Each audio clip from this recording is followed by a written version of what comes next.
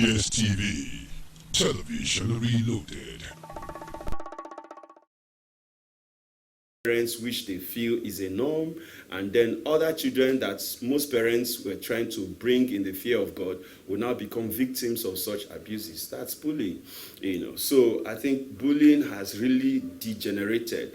It's now becoming a norm to younger children. That's why it's not easy. Children don't bring it up in their houses. They don't tell their parents because they feel is what they should go through in school. So I think we have a lot of responsibility on that. We have a lot of activities that we have to initiate, and then the school needs to come in, the parents needs to come in. Everyone is a societal issue. I think everyone needs to come in. Thank you so much for that and thoughts on bullying. And Pastor Richard Spain, you're into family life, and this issue of bullying right now we are experiencing. Do we blame the parents? Because some kids, I believe they do tell their parents, but they don't take it to be anything. Do we blame parents for this trend we're having right now? Well, I'll say yes. I'll say yes. It's not as if some parents are not trying.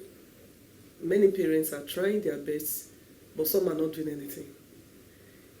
You discover from all perspectives, if the dysfunctional homes, parents in such homes, if they sit up, our society will become a better place. Because all these children come from a home. A child that will take razor blade and slit the neck of another child, it's coming from a home. And personally, lately I've handled cases of abuse in homes where you see a woman will abuse her husband. Pictures are in my phone. You see marks. A man sent me his picture in a pool of blood. And you think, okay, the woman used a knife or no. She used her teeth and her nails on her husband. And I have several lately. Now, when you have a home where a father bully the wife, or the wife bully the husband, and then it's always a norm in that home, and the children are always watching. That child will equally go out to want to equally exercise what he watches at home. How he see daddy punching mommy, how he sees mommy I've seen women use flower vase on their husbands. I've seen men. A woman told me recently, the man will beat her. She will be in a pool of blood. When he see that, the woman is at the point of giving up, he will now quickly take water and revive her. And then you come, you settle, and then once you settle, the cycle will continue. I want to plead with parents. I know we are trying, but we have to try more. Because if your child, I ask many people, your child go to school. When my child was quite tender, the teacher will always tell me, when your child comes home, ask your child, how was today in school? And the child will tell you, okay, so we'll have cases now like they cited, another child is bullying your child, and even now, it's happening. The child will keep quiet because he has taken as a norm. Mommy will not ask, daddy does not have the time, mommy don't have the time, the children are left to themselves, and so they survive. They try to survive in a society where nobody really cares. And so that child will equally grow up. It becomes like a survivor of the fittest. And when I'm able to equally have my way, I deal with you. So I want to beg parents, please, let's look more to the welfare of our children. Your children, who is your friend?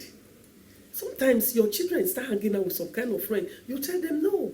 You try to ask them questions about that friend of theirs, and they tell you, oh, my friend can do this, my friend is bad. And I say, oh, is that your best friend? You try to pull them. You may not always be there, but they will remember your words.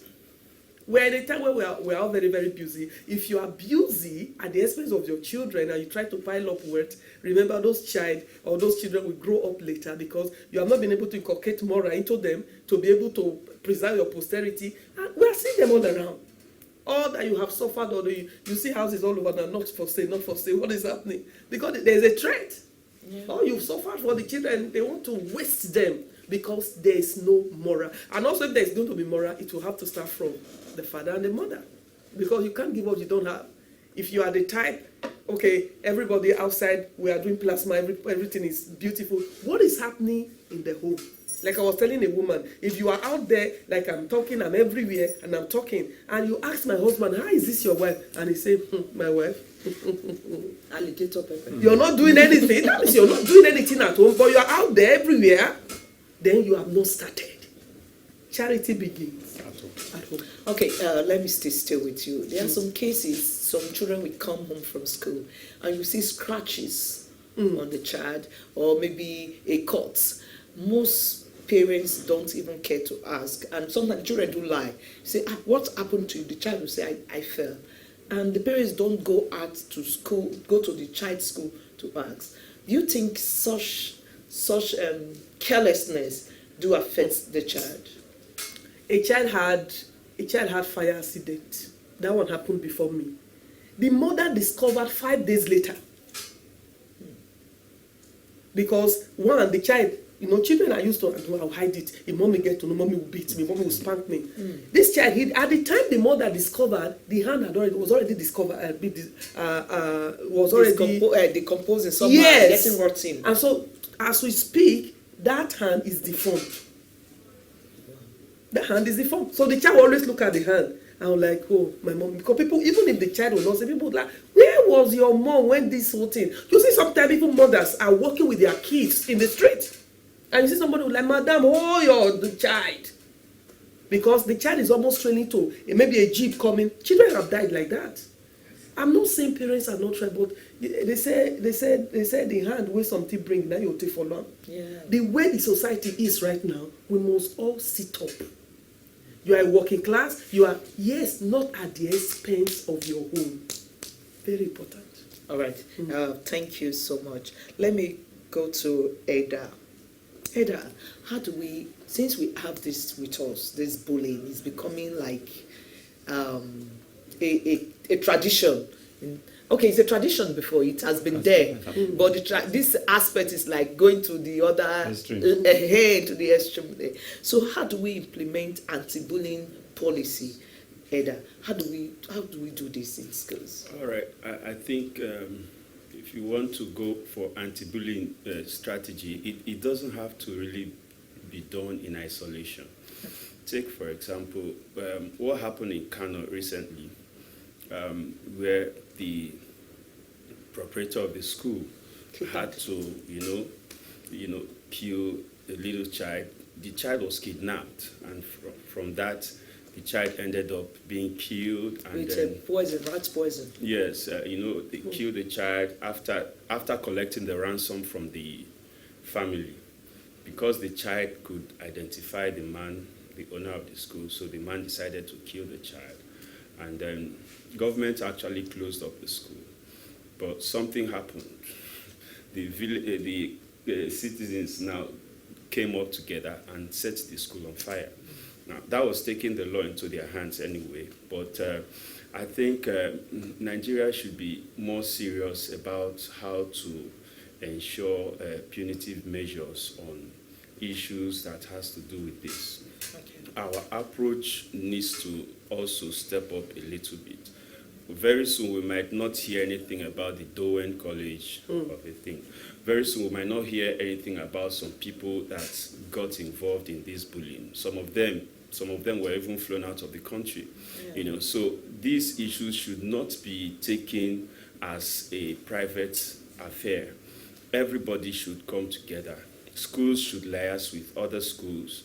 If we want to set up anti-bullying campaign, if you want to set up a day for rally in protest of bullying, if you want to start putting placards or whatever in schools so that students can understand that it is their right not to be bullied, and people should understand that bullying is wrong, is an error. I think these things should at least be introduced, because everyone, like I said, kids feel is a norm. Like Pastor here said, she just mentioned about the family where parents are not even interested. Some people are disconnected from their children.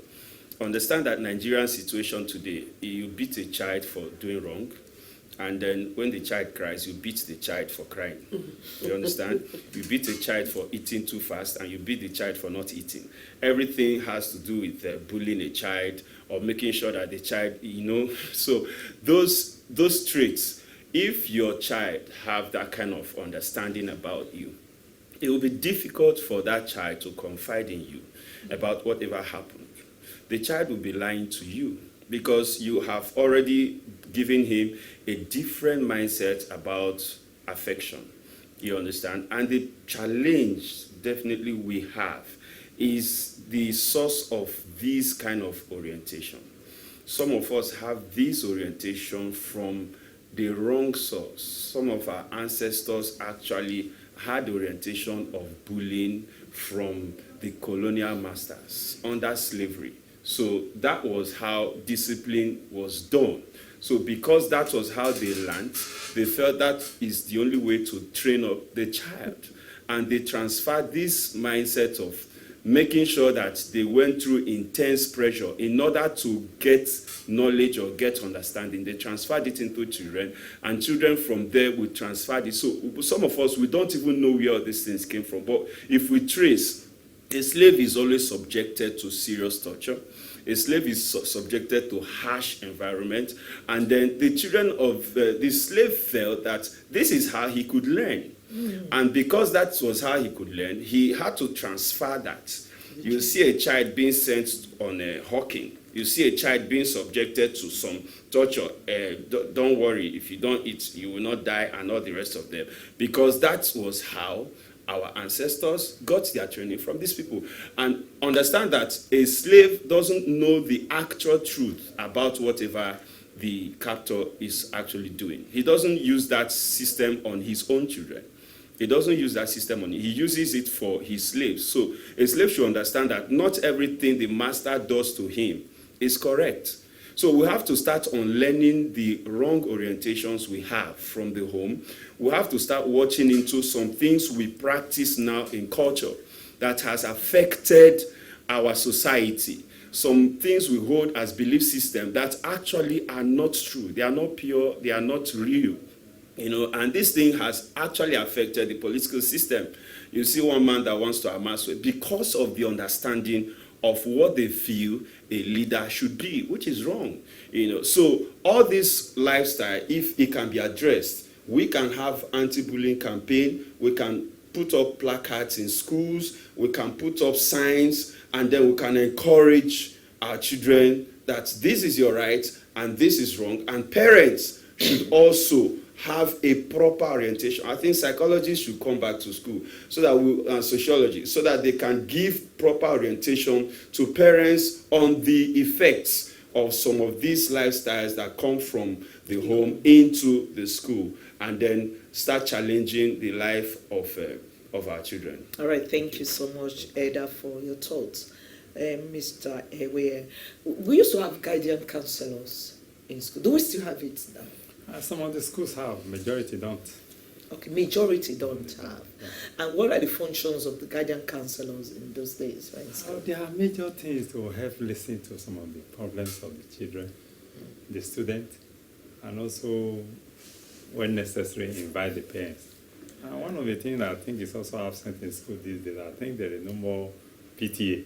Yes, that's a Parents Teachers Association. Because this, you see, like he said, bullying or things that have to do with school is not supposed to be done in isolation. It's a holistic approach. You see, sometimes when we talk, I remember I was discussing somebody, I said, when we talk about drug abuse, there are some other things you need to talk about. I said, no, your business is just talking about drug abuse. I said, no. The reason why I'm telling you is that if I'm going to school to tell somebody about drug abuse, I can encourage the person to stay away from exam malpractice. I can encourage the person to, this is the bullying. Like we just mentioned, bullying has been there. One of the major problems we have, I mentioned now, we are more committed to studying, even as a student. The teachers were more committed. I don't play with my students. There is a love, a relationship between me and my student. Even the student I taught for a few months, they still see me today they still give me that respect. Our teacher, that thing, where is that thing? Where is that connection? Where was it broken? That's our teacher thing. You know, I will still come back to the school system. You see, our parents too, we are now in digital age. Our parents are bringing up, they give birth to children in digital age, but they are using archaic method of years and years those days, in our street, a whole 2-3 months, you may not see one vehicle passing. So whether the children are playing football on the road or jumping up and down, it makes no difference. But now, you can't even walk in the street and maybe you hold your child and you just let the child go before you know things are happening. Everybody had to sit up, not to let the parents, and our parents are no longer watchful. If you know you cannot take care of the children that God is giving to you, why not do family planning and get the number of children you can take care of? Must they be all there? The days of saying that, those days was this issue of e-health, death, child mortality. A man will now decide to born so many children. The health system was not in order to say that. Today, you have 2 children, they can live comfortably and live well. So I think this is the area we should be looking at. Then back to the school system. The school system has to do a lot. We are talking about bullying now because the problem is escalating. And as I did mention to you, it has been there in a very smaller way, and we saw it as one of those things. And you know, when a son do something to father, say, okay, well, what you do to me, no problem, your own child will do it to you. I say, no, don't say that again. Don't be transferring this rubbish or this curse. If your son or your daughter wronged you, address it now. Don't transfer it. The same thing. The senior student oppressed me. Okay, very soon me too will be in the level of oppressing other. And you also know that the school system, until problems come now, I'm sure this is the time now. I'm sure they are listening to me well. I'm sure this is the time I will be thinking on what to do. I expect that they should have been thinking before now, because that system has been there. We are now no policy. I stand to be corrected anyway, on bullying. No, I don't think there's anything on it as I'm talking to you now. So we now have to now sit down and look at how to address it. Or you see, if you go to the school system, it's actually well arranged. There are inspectors, there are teachers, but are they doing what is expected of them? And are they concentrating? Do they really know their schedule? They really know what they are doing? If we are talking about those good old days, people were there doing the good old days things now. And these people are still there. It's one of the things that surprised me. I will go to government school, I'll see all manner of teachers. Some are even PhD holders. Talking about secondary school now. Masters, NC, need them. You go to private school, you may not have as much as that, but it looks as if they are more disciplined. That means some people are doing their job, and some people are not doing their job. That is why it's very easy to now decide. That means we just employ you for nothing. You know, I mentioned something here, something I don't know, maybe somewhere. You know, something I was going when I was going. I like going to do small garden. I like fresh food and all those things. I'll see myself doing. And I was going. I saw in one village, people every morning they will come to one bush. They will be talking. And when they are asked, well, they are teachers, so they come to receive their salary. And the school has been closed down. I said, I mean, this man not working. They are not working, but they are still receiving salary. I won't lie, that was exactly the time of when Oshomole just came. I now wrote a letter. I wrote a letter and said, Oshomole, I beg, since you can pay teachers that are not doing anything, start paying every unemployed person in this state. And I happen to be one of them. Please, we should be paid. And now cited the place. I didn't see action. Then I now went to the place. I went to the village and spoke with the youth. Why was this school closed? So many years, over 20 years, they have written letters, nothing is happening. I said, okay, don't worry. I now wrote my own, went to my house, write letter, type it, and give to their youth to sign. I was the one that submitted at governor office, submitted at State House of Assembly, Commissioner office.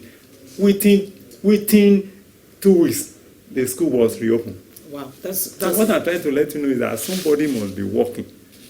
You have been assigned, you have a schedule, you have an assignment you are supposed to take. You should work it. It's workable. These things we are talking about is it can be changed.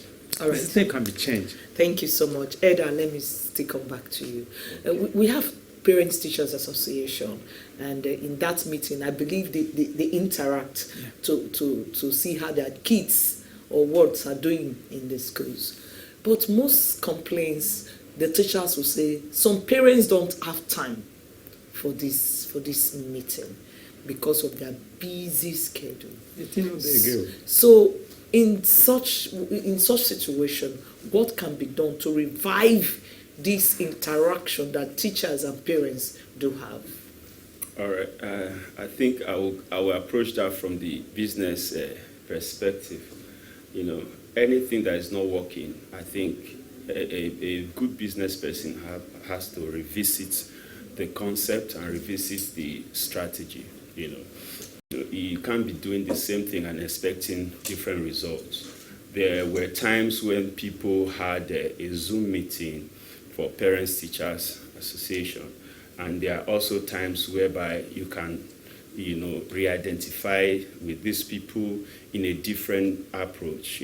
So the challenge we have in school is the approach whereby educationists actually run the school, and most of these educationists might be very good with the educational aspect, but not the leadership aspect, and then the leadership aspect is actually the major challenge here, because when you talk about how do I bring these parents together, what is happening that is making parents not to appear, or why are they not interested in these children, there are so many ways that things can be done in order to get a better result. So schools should look into that, maybe to consult for people. There are approaches that you can use directly, there are one-on-one approach you can use. I've seen sometimes where schools send delegates to pay visits to some of the parents, directly. I've seen some cases whereby they are called directly, one-on-one,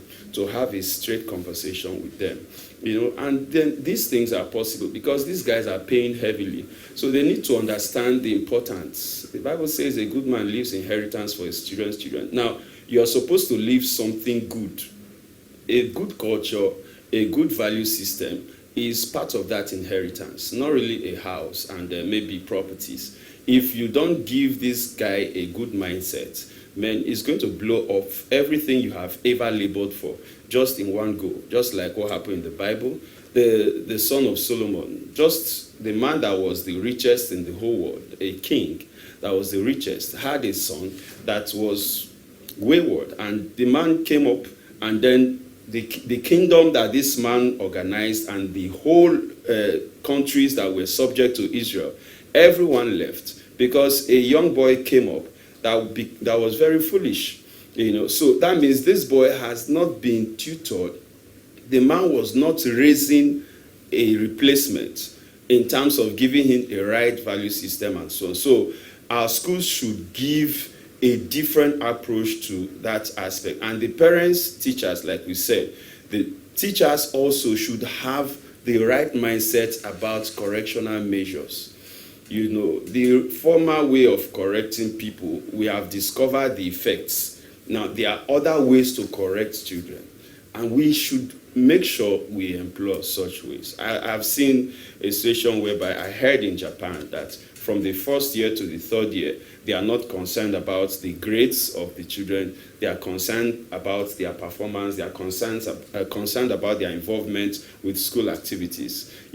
I also read a letter where a teacher wrote to the parents that the children are about to have their exams. Now, among these children, there are some politicians. Among them, there are some business entrepreneurs. Among them, there are some musicians. Among them, there are some religious leaders. The grade that they might come up with should not be seen as a way to rate who these children will be in future. So I think that was to send a message to parents that grace doesn't make your children. And we've seen it. Third class students finally become the CEOs, and then first class will work for third class students in their own companies. So people have to have a different understanding about school system, about some challenges, some things that has made it very difficult for parents to see the child as somebody that should, carry on his own legacy. And then they should also know that the most important thing they have, first of all, is to take care of that child. No matter how busy they are, if your child is not coming up to carry your own legacy, it's just going to end up like the son of Solomon, who is going to blow off everything you have ever labored for. So your work is useless if your child is not going to be there for you and you are not preparing him to take over. So. All right, thank you so much for your thoughts.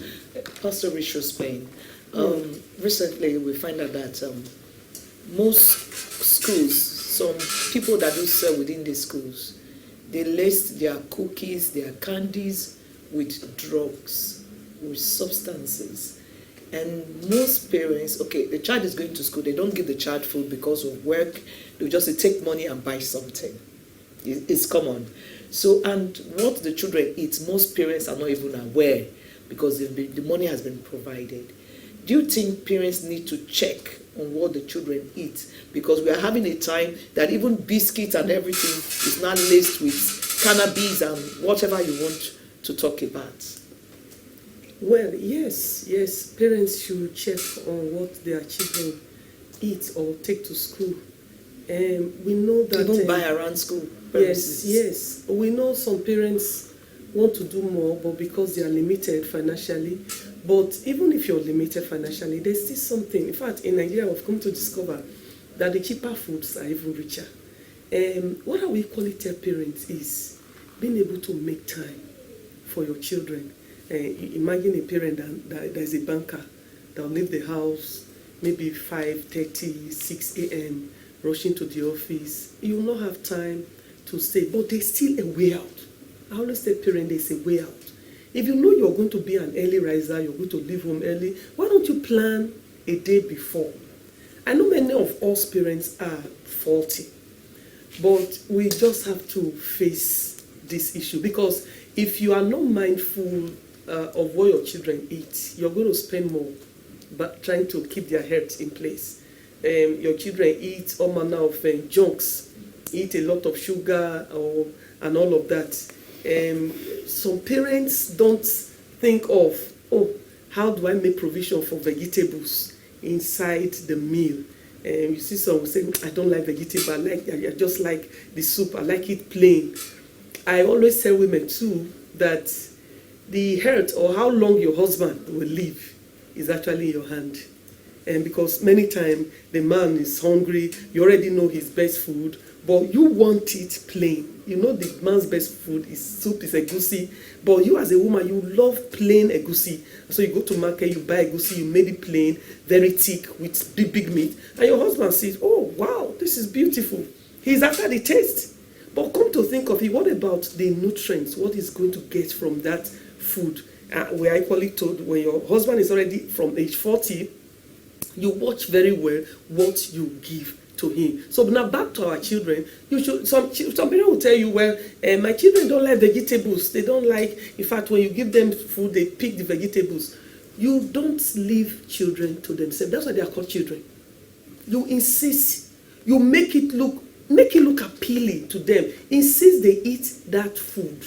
And some of us are like, well, the school cafeteria is there. They will eat. Let them just go to school and eat. Do you even ask your children, what do they sell in your school cafeteria? What do you always buy? If you don't have enough money to give them, if you don't have enough money to give them so they can buy healthy food in school, try to prepare food for them at home. And sometimes our children have even become, they start to steal in school. Yes, stealing starts from, because when you are not really there to help your child with these primary needs, and your child is seeing another child whose parents are always, they are always there, they give good food to this child, they make sure they take care of the child will like, oh, I wish my own parents are like this. And so the emphasis of giving good food to our children cannot be overemphasized. Let's try our best. It's not about I don't have money, the money is not enough.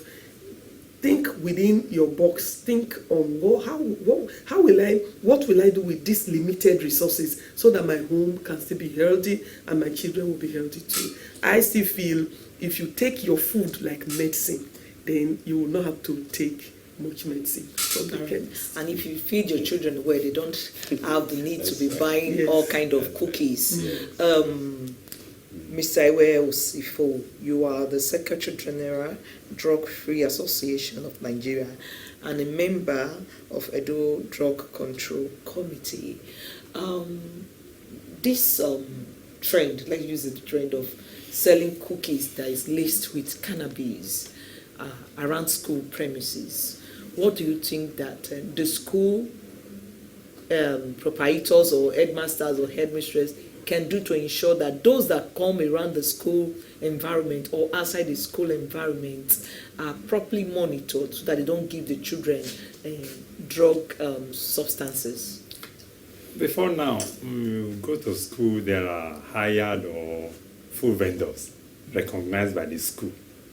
They apply, they will test their food, they recognized by the school. At school at ICCA, it's difficult to go out and go buy food. The person selling food is inside. Any type of thing you want to buy during break is inside. Whatever you want to buy, even if you are in the house, after school, is inside. So this food has already tested. That is why some of our campaigns, we still go around schools to tell those people that are selling around school to stay up. So we're not looking at issue of food, we're looking at the issue of drug. If you are selling near school and we discover that you are selling alcohol, whether it's sachet or tobacco, we have to relocate. You don't relocate, we'll find a way to relocate you, to push you away. But with the new trend, the school has a lot to do. And I want to quickly say, let me just say this. If the federal government has decided to be giving children school meal one a day, very good meal. That is very good one. Please, Like they should extend to Edo State. Not, they can't just be doing They started it, but in some local government, and they said it will get extended they to should other. do very fast. They So should do very fast. This will help us also control, because we now know the caterer, and we know that this caterer is not going to use marijuana, cannabis to cook it, to add to cookies. Because you see, people want to make money. They don't care what the damage. And you know, when we are talking about drug abuse, it's not just the one of only today. It has been happening. It's toy until it becomes a problem, a very terrible problem. And to remove it is better you don't have injury than if you have injury. Even if you treat, the scars will still be there. It's even better. So we, all of us in those state drug control committee, we are also seeing an eye opener. That means we have to do more work. NDLA, all of them are there, correctional center. And another thing I want to also mention here is at home, the source of control. Most of our schools are also porous. No fence, is a bush path, it's difficult to not really, there's no gate, talk less of controlling the gate, how they go out, how they go out. And maybe that is even the reason why it's even difficult to actually assign one food vendor or two that is noted, but the student can go out anytime. Of course, we've written to the state government to please ensure we mentioned some school we visited and we saw that they don't have gate. There's even one very close to you here, midday secondary school around here, off of Lucky Way. There are more than 100 bush paths that enter the school. Tell me what you are going to control. So there must be a fence, because if we are looking for a drug-free society, a drug-free school, it must be done in a conducive environment. If there is a fence in the school, for example, there is a gate and a gateman, that can be controlled. And in addition to that, it's going to be very difficult for students to go out and buy anything. This now will now make you to have a food vendor, a noted and recognized food vendor, so that if there's anything wrong, we can easily say this is the person that is responsible. So I think we will be doing that. And I want to also say that maybe when we get to our own committee meeting, I will gladly talk to NDLA and NAFDA to make sure they also go around school. The time past when we had a program, we recommended to the state government to make sure that, number one, the schools are fenced, and all the school have a motorable road around them. We haven't done that in time. all right, we are out of time, but before we go, let me ask Eda, how effective are school bullying intervention? Do we have any? All right, I'm not sure. Now, there's a challenge we have in schools. Like if you go to the universities, you see shown courtesan is wrong, and in the midst of that, you still have courtesan being practiced. just there. So it's as if we are making a caricature of everything.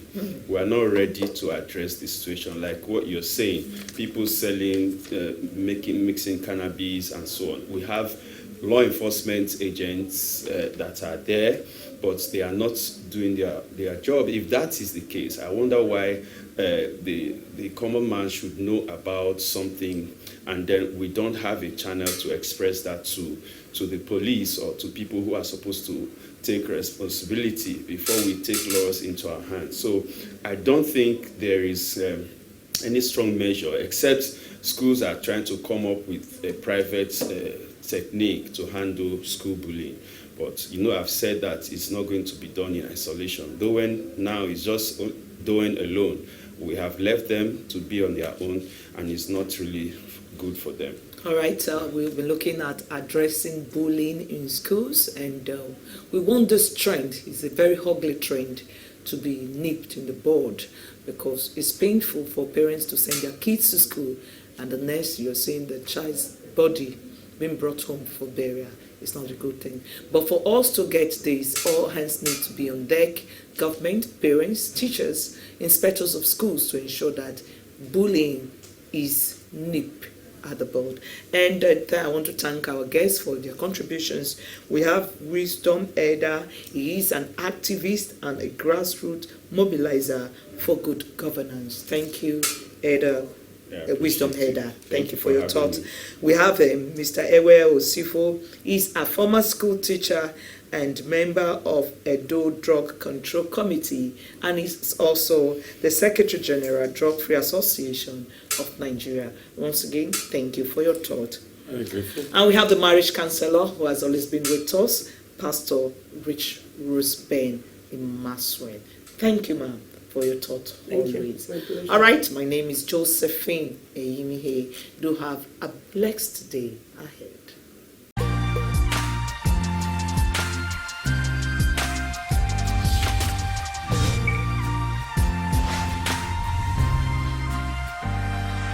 EBS TV, television reloaded.